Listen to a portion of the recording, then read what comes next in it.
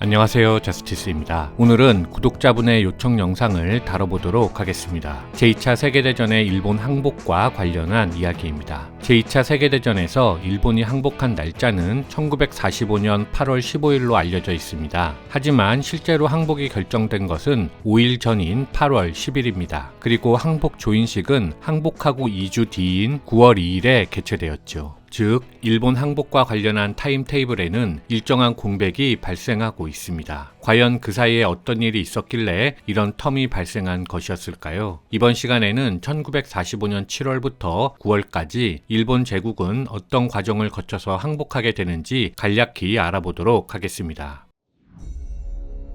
1945년 5월 독일이 항복하자 베를린 교회 포츠담에서 7월 17일부터 미국, 영국, 소련의 수뇌부가 참가한 포츠담 회담이 열렸습니다. 좌측부터 영국의 윈스턴 처칠, 미국의 해리 트루먼, 소련의 이오시프 스탈린입니다. 그런데 회담 도중에 10년 만에 치러진 영국 총선에서 보수당이 패배하는 바람에 처칠이 사라지고 노동당의 클레멘트 애틀리가 등장했습니다. 그래서 사진에 보시면 처칠이 사라지고 애틀리로 교체된 것을 보실 수 있습니다. 게다가 트루먼도 부통령이었다가 루즈벨트 대통령이 그해 4월에 갑자기 사망하면서 포츠담 회담에 참석하였습니다. 이 사진이 포츠담 이전 회담인 2월에 있었던 얄타 회담인데요. 여기에는 루즈벨트 대통령이 있는 것을 볼 수 있습니다.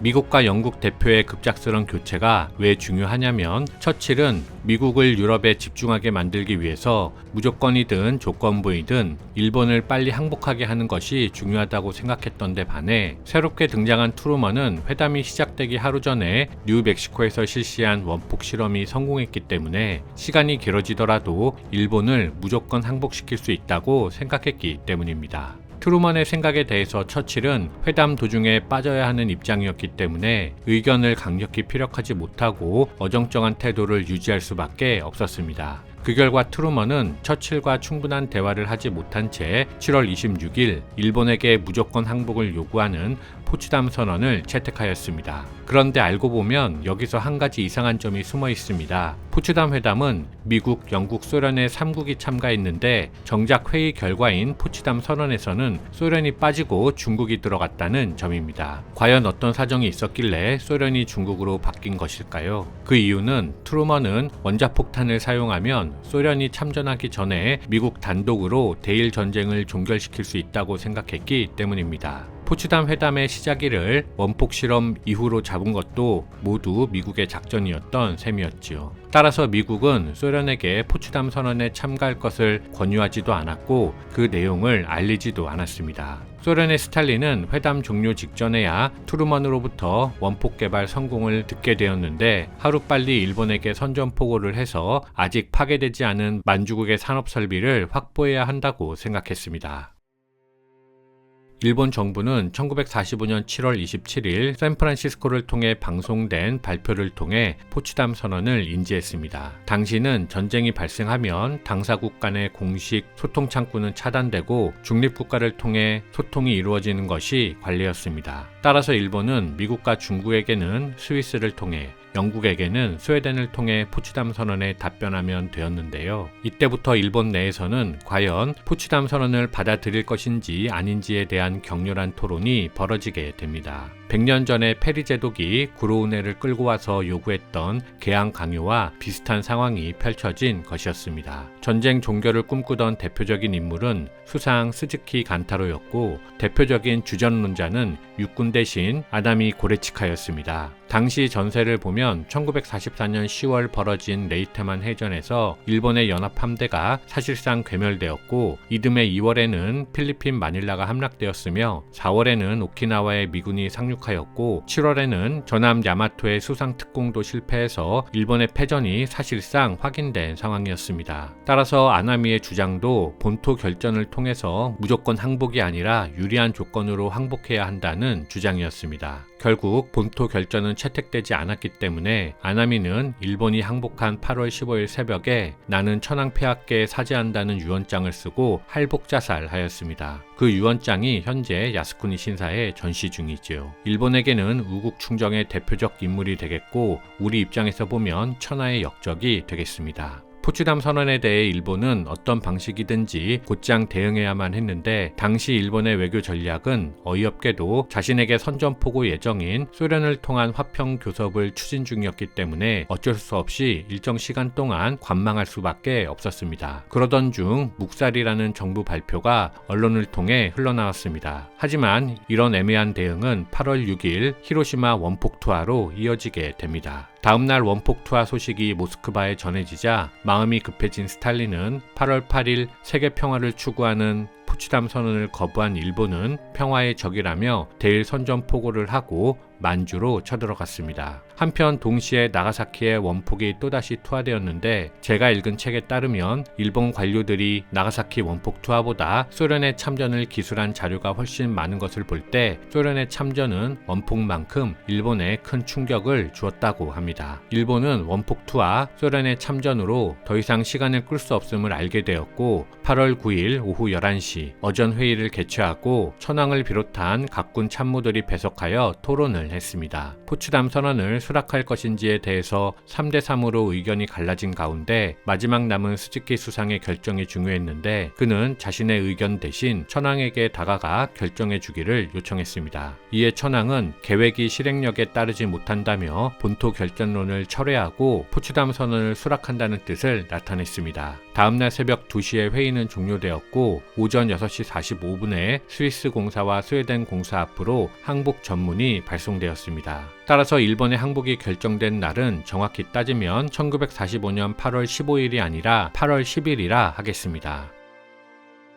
항복 전문은 천황의 국가 통치 대권 변경 요구를 포함하고 있지 않다는 이에 의해 항복을 수락한다고 되어 있어서 이 부분을 어떻게 해석할 것인지를 두고 이후 연합국 사이에서 의견이 갈라졌습니다. 연합국 입장에서는 일본이 무조건 항복을 수락한 것인지 아니면 거부한 것인지 애매모호했기 때문인데요. 결과적으로는 천황의 지위 보전이라는 일본의 요청은 받아들이지만 포츠담 선언의 요구 내용은 명확히 실시한다는 타협안이 채택되었습니다. 이를 번지 회담안이라고 합니다. 일본은 8월 12일 샌프란시스코 방송을 통해 번지 회담안을 전해들었습니다. 아나미 육군 대신은 천황이 연합국 최고사령관의 권한에 종속되는 것과 일본 정부의 최종 형태가 일본 국민의 의사에 맡겨지는 번지 회담안에 반대했습니다. 항복 후 조인식 사인을 하게 되는 우메즈 육군 참모총장도 반대 의견을 피력했고 스즈키 수상조차 천황에 대한 표현이 애매하다고 생각했습니다. 내각에서 이런 논의가 진행된 가운데 궁중에서는 쇼와 천황이 황족을 불러놓고 또다시 포츠담 선언 수락 의사를 밝혔습니다. 황족들은 천황의 결정에 따르기로 했습니다. 참고로 이때 조선 왕조의 후예 이은과 이건도 참석했습니다. 번지 회담안에 대한 답신이 오지 않자 트루먼은 본토 폭격을 재개하였고 8월 14일 오전 8시 40분 다시 여전회의가 개최되었습니다. 스즈키 내각의 전 관료를 포함한 23명이 참석하여 3열로 나란히 앉았습니다. 물론 이 회의는 항복 여부를 결정하는 것이 아니라 번지 회담안을 받아들일 것인지 아니면 연합국의 의견을 제조해야 할 것인지 였습니다. 천황은 이 자리에서 자신이 한 결정을 다시 한번 확인하였고 국민에게 호소할 일이 있다면 마이크 앞에라도 서겠다고 발표하였습니다. 그렇게 회의는 종료되었습니다.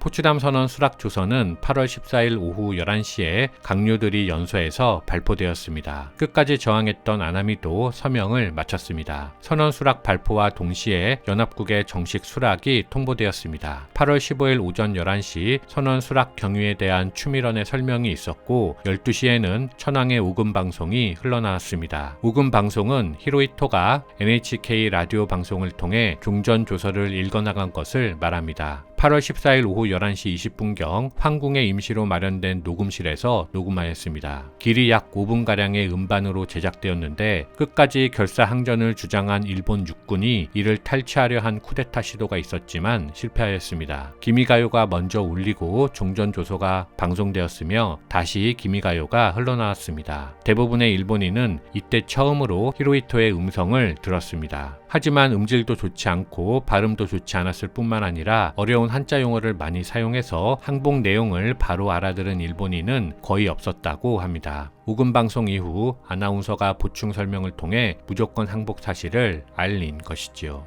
미국의 워싱턴은 14일 오후 4시 5분 스위스 공사로부터 일본의 항복 소식을 전달받았고 오후 7시에 트루먼이 백악관에서 일본이 포츠담 선언을 수락했다는 사실을 발표하였습니다.